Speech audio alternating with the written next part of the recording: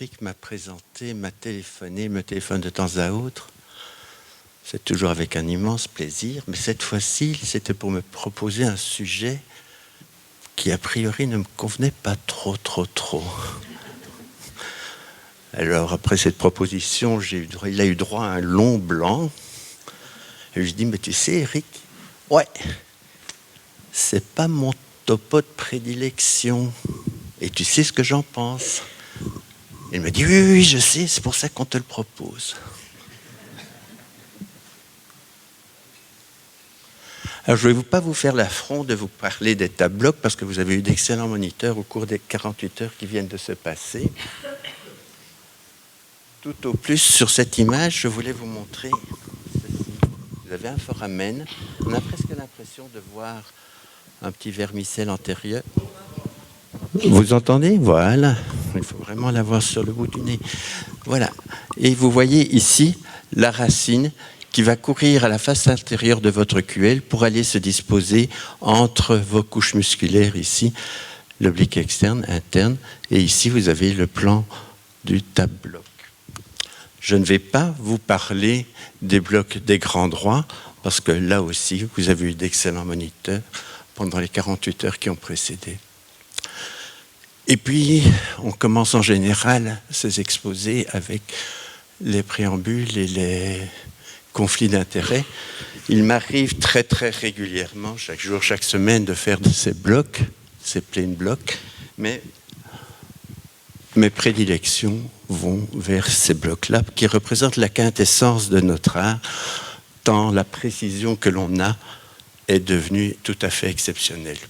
Et puis, de manière presque concomitante, 2014-2007, sont apparus les plain blocs. Et là, on a un problème. On a un problème parce que plutôt que d'avoir une précision extrême, on s'est mis à viser exactement au milieu entre les deux nerfs. On a un problème parce qu'on injecte des gros volumes de facto, parce qu'il faut déborder.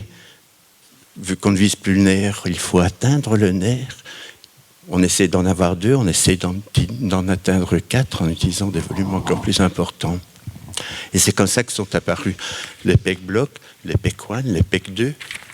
C'est comme ça que sont apparus les serratus que l'on fait au-dessus ou en dessous. C'est comme ça que sont apparus les tab blocs qu'on fait à gauche, à droite, que l'on multiplie par 2 parce qu'on fait des 4 cadrans.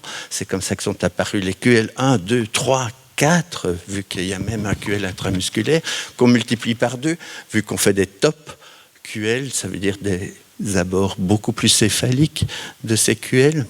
Donc on est en train de multiplier tous ces blocs. On fait des érecteurs spinés qu'on ne sait pas très bien où il faut les faire, vu qu'on les fait en rétrolaminaire, on les fait sur les transverses, on se les fait sur les apophyses ou les articulations costo-transverses, on les fait encore même un tout petit peu plus latéralement. Et de manière encore plus vicieuse, plutôt que de piquer entre les nerfs, on fait ce que moi j'appelle des float blocs, des blocs par inondation, par régurgitation. On vise quelque chose en espérant avoir un effet tout à fait ailleurs. Moyennant quoi, il faut utiliser des volumes qui deviennent assez impressionnants. Et j'ai même l'honneur de vous présenter le petit dernier, qui est en fait un external oblique intercostal bloc. En fait, c'est pratiquement l'équivalent d'un PEC 2. Je parle toujours en PEC parce que c'est plus rapide et c'est plus facile. On injecte sur les côtes. Et si on est un tout petit peu curieux, on remarque que c'est quelque chose de très proche de ce qui avait été décrit il y a une grosse dizaine d'années déjà par Peter Hebart. Trop de choix. Trop de choix, c'est un concept qui a été décrit par Toeffler, qui était professeur à Berkeley, qui dit tout simplement qu'à force d'avoir trop de choix, on ne sait plus quoi choisir et de toute façon, systématiquement, on fait le mauvais choix. C'est comme un enfant à la veille de la Saint-Nicolas, dans un magasin, il ressort avec 36 cadeaux, sauf celui qu'il était venu aller chercher. Problème qui se pose lorsqu'on a surabondance de possibilités, quand il n'y a pas d'option dominante et quand on n'a pas d'expertise vraiment affirmée. Donc je vais essayer de faire de vous des experts. Mais au préalable, on a encore un immense problème à solutionner. C'est celui-ci. C'est un éditorial publié dans le BGA et prenez la peine de lire ceci. Ne voilà-t-il pas que dans le BGA, on introduit le loup dans la bergerie et on propose aux chirurgiens de faire notre boulot, de faire des anesthésies loco-régionales. Et attention, ce sont des tout gros patrons que l'on trouve ici. On introduit des chirurgiens et quelqu'un pour qui j'ai le plus grand respect. Mais Kellet, Joshi, ce sont des gros patrons. Et regardez ce qu'ils nous proposent. De la tête aux pieds, ils proposent d'infiltrer tout et n'importe quoi. Avec des arguments qui sont un tout petit peu problématiques. Ils disent, et ça on le sait très bien, que hélas, il n'y a qu'une faible proportion de nos patients qui bénéficient de nos compétences. Et les explications qu'ils donnent sont toutes plus farfelues les unes que les autres. Qu'il n'y ait pas suffisamment d'entre nous qui soient formés, c'est probablement une évidence. Qu'on soit trop occupé, c'est sans doute vrai. Les durées d'action de nos blocs, bon, c'est très bien, c'est un problème de pharmacocinétique. Nos anesthésiques locaux ne durent pas 24 heures. Les rebound pain, c'est une vaste fumisterie, jusqu'à preuve du contraire. Les faibles usages des blocs continus. Ben oui, ça sera peut-être bien l'exposé suivant. Les blocs moteurs, mais oui, lorsque un bloc est bien fait, on a un bloc moteur. Et ils proposent de prendre le relais, eux, avec des infiltrations. Heureusement, ce papier a suscité une réaction de Peter Marhoefer qui dit tout simplement que, ma foi, la coopération nécessite au préalable un respect mutuel et que ce sont les anesthésistes qui sont les experts et pas les chirurgiens. Et de manière assez étonnante, Peter Marhoefer oublie de se citer lui-même dans cette réponse. C'est un très beau papier, une fois de plus. Il travaille sur des blocs ilio-inguinaux ou ilio-hypogastriques qu'il fait infiltrer par ses chirurgiens. Et une fois que l'infiltration est réalisée, il regarde ce qu'il en est exactement advenu de la solution d'anesthésiques locaux. Il regarde à l'écho. Et là, c'est la catastrophe. Seulement dans 14% de ces blocs, la solution d'anesthésiques locaux se trouve au bon endroit. Ce qui signifie, soustraction faite, que vous avez 80% où l'anesthésique locale est quelque part ailleurs. Quelque part ailleurs, ma foi, dans un muscle iliaque, transverse, dans les obliques, externes, internes. Ça ne nous ennuie pas, c'est un échec et puis c'est tout. En intrapéritonéal, c'est quand même vachement plus ennuyeux parce qu'il y a là, une fois sur deux, vous risquez de percer une tripe. Et de toute façon, une fois sur deux, vous avez un échec thérapeutique. Donc les infiltrations par les chirurgiens ne sont pas nécessairement aussi efficaces que ce que l'on aimerait. Même si, dans cette récente méta-analyse, dans certains cas seulement, et si on parle des césariennes, l'infiltration fait jeu égal au TAP. Toujours Peter Marhoefer qui nous dit, il n'y a pas que les infiltrations qui nous posent des problèmes. Parfois, les plein blocs ne sont peut-être pas aussi parfaits que ce que l'on aimerait. Et il écrit, la plupart du temps, les plein blocs n'ont pas de relation anatomique aussi parfaite que ce qu'on en aimerait et que même, quand bien même ils sont parfaitement effectués, on ne peut pas prédire toujours le taux de succès, quand bien même ils ne sont pas bien faits. Donc on est toujours tributaire, non pas de la précision du tir, mais de la dispersion de l'anesthésique locale qui, elle, est toujours un tout petit peu aléatoire. Et il continue, toujours, il faut mettre la bonne drogue à la bonne place.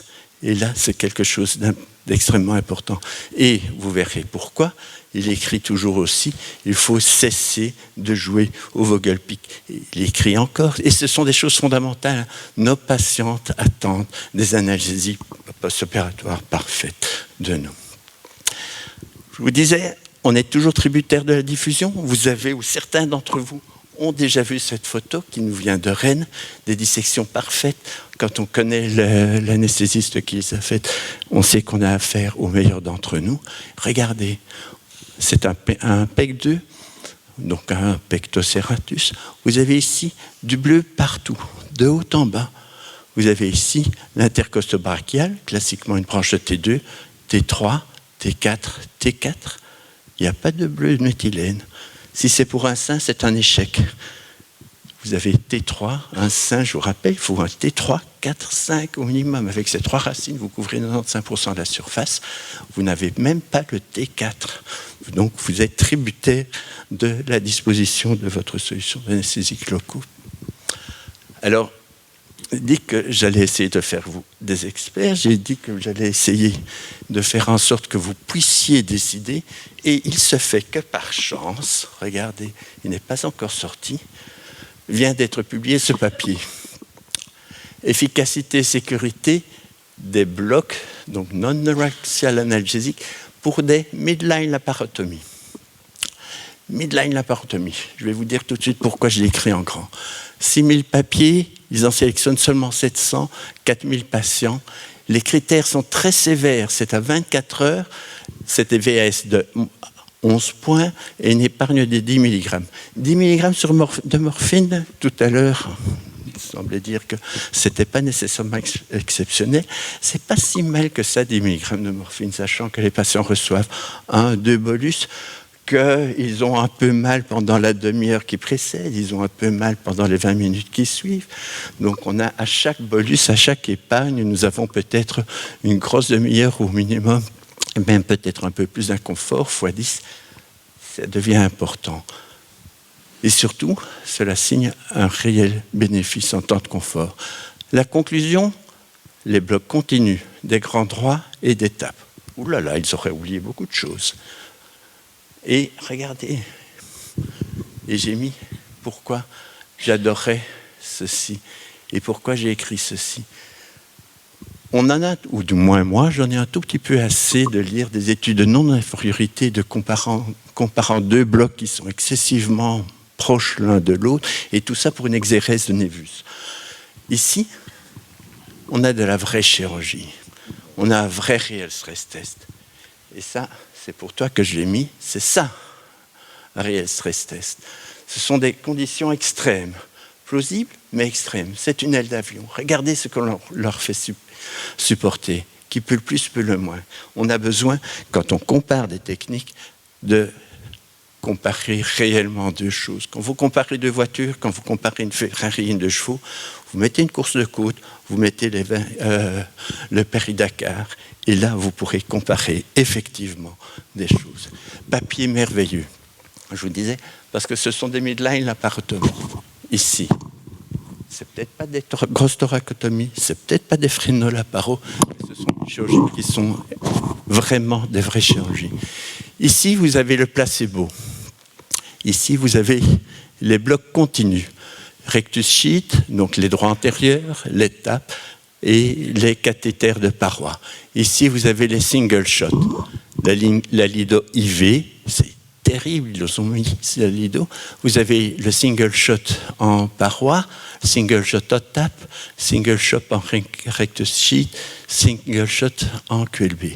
Ce qu'il y a de génial, et parce que vous avez vu 2-3 méta-analyses déjà, vous voyez que quoi que vous fassiez, vous avez très peu de blocs qui débordent de ce côté-ci, donc du côté du placebo.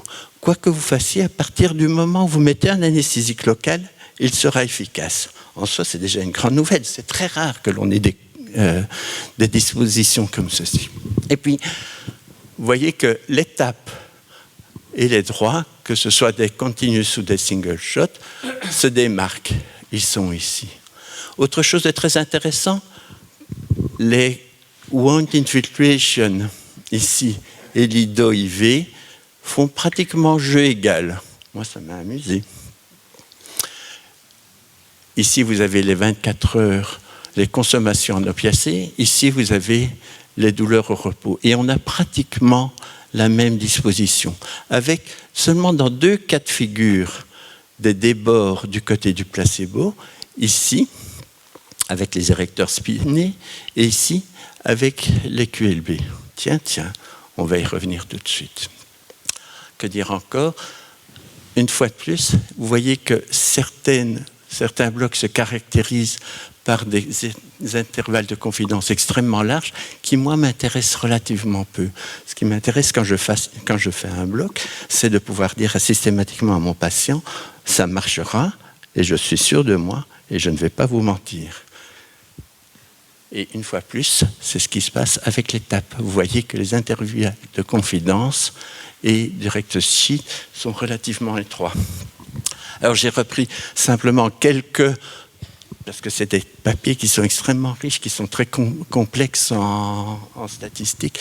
J'ai repris quelques toutes petites annotations concernant chacun de ces blocs. Continuous block versus single, consistently supérieur. Ça marche toujours. Les infiltrations de parois, ouais, ça marche. Les QL, les érecteurs spinés, on a un gros problème. Le rôle de l'IV, si on ne sait pas faire de bloc. Rappelez-vous de ce que disait Peter Marufer, ce que l'on a besoin, c'est quelque chose qui fonctionne de manière systématique, sans variation, qui soit reproductible, fiable. Raison pour laquelle je vais quand même tuer un tout petit peu certains de ces blocs. Les QL, vous les connaissez, hein, ils peuvent être effectués ici en externe, en postérieur, en antérieur. En fait, on a tout essayé. Bof, ouais. Mais on a un problème de balistique, hein, c'est ce que signalait Peter Marufer. La locorigenase, c'est d'abord une bonne molécule que l'on met au bon endroit. Quand vous faites un QL, classiquement, vous travaillez sur des transverses de L3. Comment voulez-vous, alors que vous visez du L3, obtenir des analgésies thoraciques? Parce que c'est pour ça que l'on a fait des QL, c'est pour se rapprocher de l'espace paravertébral et faire monter le produit. C'est une ineptie. Hein. Et ce n'est pas en mettant des très gros volumes que l'on va arranger quoi que ce soit. Et ça, ce n'est pas moi qui l'ai écrit. Abondance de mitraille compense précision du tir. Et c'est un sujet que l'on a avancé, que l'on a étudié de manière un tout petit peu plus sérieuse il y a quelques années, où on a comparé les QL1, 2 et 3. Et vous voyez que quand on fait des QL1, on a du produit dans le tap plane. Quand on fait du QL2, on a du produit dans le tap plane. Idem ici. Ça fuse de manière latérale, même si ici on a une disposition circonférentielle. Le QL3, qui est le plus sophistiqué, qui se rapproche le plus de l'espace paravertébral, lui, il a une disposition qui est pratiquement systématique, cantonnée à la face antérieure des QL. Et donc oui, parfois, il fuse un tout petit peu. Mais sur les 10 patients, vous voyez qu'il ne fuse que dans 5 cas, et la plupart du temps sur 1 ou 2 niveaux. Alors que ce sont des top QL, ça veut dire qu'on est censé fuser très haut, préconisé par Benson et compagnie, on était censé fuser systématiquement en thoracique, c'est très loin d'être le cas. Et il en est de même pour ce qui est des diffusions en face des corps vertébrales, là où se trouvent les chaînes sympathiques, seulement 3 patients sur 10. Quand on préconise une technique, on s'avance, on s'engage vis-à-vis du patient, et ce n'est certainement pas le cas ici. Qu'en est-il des érecteurs? Vous avez vu ce que disait Peter Marufer? Oui, ça marche, c'est bien, mais on est tributaire de la diffusion. Et la diffusion, dans ce cas-ci, ce sont des blocs qui fonctionnent très très très très bien quand on a des polytraumas, mais c'est surtout et avant tout un bloc des rameaux postérieurs. Donc ça ne sert à rien de d'essayer de nous les vendre pour des chirurgies de la paroi abdominale ou thoracique. Regardez, on peut prouver que le cathéter et que donc l'injection est parfaitement exécutée au bon endroit. Mais vous voyez que l'essentiel de la solution d'anesthésiques locaux ou de produits de contraste plutôt se retrouve dans les muscles érecteurs à ce niveau-ci, même s'il y a quelque chose qui est ici. Mais quand vous regardez bien, ici vous avez 95% et 5%, à moins que ce ne soit 99 et 1%. Est-ce que vous croyez vraiment que sur les 100 mg que vous mettez, le milligramme ici va être cliniquement efficace? Quand même vachement difficile à prouver. L'essentiel du produit sur 6 niveaux est en intramusculaire. Et oui, il y a une fusée ici, mais regardez le ratio, c'est toujours la même chose. Et de toute façon, vous n'avez qu'une fusée sur un seul niveau. Donc il est très difficile de préconiser l'usage des érecteurs spinés. Et ça, c'est hier après-midi, en revenant des topos ici, que Manoche a envoyé ceci, Manoche Karmakar. Clinical use of thoracic cardiac block. Con, erector is not useful for thoracic analgesia. En clair, n'est pas valable pour tout ce qui est chirurgie de la paroi antérieure. Et une fois de plus, je suis 1000 fois d'accord avec lui. 10 ans plus tard, que reste-t-il? Nos patients attendent de nous, une fois de plus, et toujours la même chose, une excellente qualité d'analgésie. Il faut cesser de dire oui, ça marche, il nous faut des preuves, il nous faut des mécanismes d'action, que ce soit pour les érecteurs, que ce soit pour les QL. On n'a pas de mécanisme d'action, on n'est pas des croyants, on est des scientifiques. Alors, le sujet que tu m'as donné était particulièrement compliqué. Pékin plus 2, plus serratus, que l'on fait d'un côté ou de l'autre, plus tape des grands droits au carré, plus les QL, plus exposant top QL, plus les érecteurs que l'on ne sait pas où on doit faire, plus les paravertébrales, etc., plus le nouveau petit dernier, plus tout ce qui va nous tomber sur le nez bientôt. Pour ces parois en single shot versus égal, vous pouvez prendre une feuille blanche et me la rendre dans 10 minutes. Et on verra.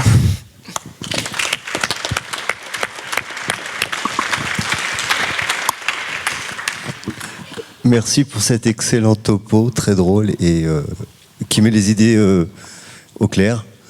Y a-t-il des questions, des réactions par rapport à ce que vient de nous apprendre Philippe? Moi, j'aimerais que Philippe nous dise ce qu'il fait en pratique. Qu'est-ce que tu utilises? En thoracique, c'est des paravertébraux. Dès que je suis sur des chirurgies lourdes, je fais des paravertébraux. En chirurgie abdominale, dans toute la mesure du possible, je garde des blocs centraux, je mets encore des péridurales. C'est un des problèmes que l'on a actuellement, c'est qu'on l'enseigne de moins en moins. Et de moins en moins en thoracique en plus de ça. Donc on a vraiment affaire à un problème de perte de savoir-faire. Et sinon, je ne m'amuse plus à faire des QL. Et j'ai eu des tapes, oui, hein, des tapes, oui. Des tapes, oui, bien sûr. Des tapes et des blocs des grands droits. Quand on a parfois une conversion d'une laparoscopie, je fais des blocs des grands droits. C'est très rapide, c'est très facile. Une ponction en sous-ombilicale, en sous-ombilicale, en bilatérale, et on a d'excellentes analgésies. Ils sont faciles, surtout chez les patients musclés. Chez les petits patients un tout petit peu plus âgés, où on a des droits antérieurs qui sont filiformes, et c'est plus délicat. Il faut bien faire attention d'avoir des zones, parce qu'il nous arrive à tous d'aller un peu trop loin, de ne pas piquer en regard d'une tripe. Et de toujours, parce qu'il faut être prudent, c'est tout. On parlait de TAP. Je pense qu'on est nombreux à faire de la chirurgie de la hernie, de la paroi. Fais-tu toujours des TAP? Fais-tu plutôt des blocs ilio-inguinaux? Quelle est ton approche? Je fais des TAP. Mais c'est très discutable. Le bloc ilio-inguinal, c'est la même chose que l'on prend 10 ans. Toutes ces structures ont un parcours circonférentiel, que vous le preniez 10 cm plus loin, ça revient exactement au même. Je voulais revenir sur ce que tu disais sur les érecteurs du rachis, et j'appuie toute ta compétence et ce que tu as dit en fait en disant qu'il faut se méfier de ce bloc qui est vraiment quelque chose qui a été diffusé, qui ne fonctionne pas, à part ce que tu expliquais sur la partie postérieure. Et il y a actuellement, on est obligé de mettre des volumes et des doses importantes. Il y a une publication là de 3 arrêts cardiaques sur des érecteurs du rachis au cours de la chirurgie rachidienne, d'accord, qui sont sortis. Et il y a un cas clinique avec arrêt cardiaque récupéré aussi dans Minerva sur les érecteurs du rachis. On retrouve des lastes pour un bloc qui n'est pas utile, parce qu'on, comme tu disais, on fait une abondance de mitraille sur un bloc pour des chirurgies majeures qui ne sont pas justifiées. Oui. Pour ce qui est des évolutions, et c'est un autre sujet, on est passé du paravertébral à l'érecteur parce que c'était beaucoup plus facile. Et actuellement est en train d'apparaître depuis 2 ans un autre bloc qui est le rétrocosto-transverse bloc, qui est exactement entre les deux. Le problème de l'érecteur du rachis, je vous l'ai montré, c'est d'abord et avant tout une injection intramusculaire. Si vous ne voulez pas injecter en intramusculaire, il suffit d'avancer un tout petit peu, de sortir de la paroi ou de l'épimysium et d'injecter juste devant. Et là, vous êtes dans un autre espace sans devoir pour autant aller jusqu'en paravertébrale, un espace où la solution d'anesthésie loco n'aura d'autre solution que d'avancer. C'est une évolution. Oui, juste. Moi qui ai quelqu'un d'autre. Non, je regardais, je voyais pas. Non. Un autre élément qui est important aussi quand on regarde cette littérature, c'est qu'est-ce qu'il y a comme analgésie par ailleurs. Et effectivement, si vous faites juste un peu de la morphine et puis du paracétamol en traitement de secours, vous allez montrer des choses qui sont significatives. Et puis quand on compare avec des vraies prises en charge multimodales, intégrées dans un protocole de RAC, ou de réhabilitation, on s'aperçoit que beaucoup de ces différences disparaissent. Et là aussi, il faut faire attention à ça dans les résultats positifs qu'on peut avoir. C'est regarder quelle est la qualité de l'analgésie multimodale qui est associée. Et on a souvent des choses quand même assez étonnantes. Et pour parler des érecteurs du rachis, il y a l'équipe de Nîmes donc, qui a publié en 2022 un papier sur les colonnes. Ils ont comparé sur la chirurgie de la colonne, donc des érecteurs, dans leur indication anatomique, on va dire, au bon sens du terme. Ils n'ont pas montré de différence, alors qu'il y avait quand même des arthrodèses, tout simplement parce que ils ont intégré ça dans un parcours avec une vraie analgésie multimodale, plus un parcours RAC.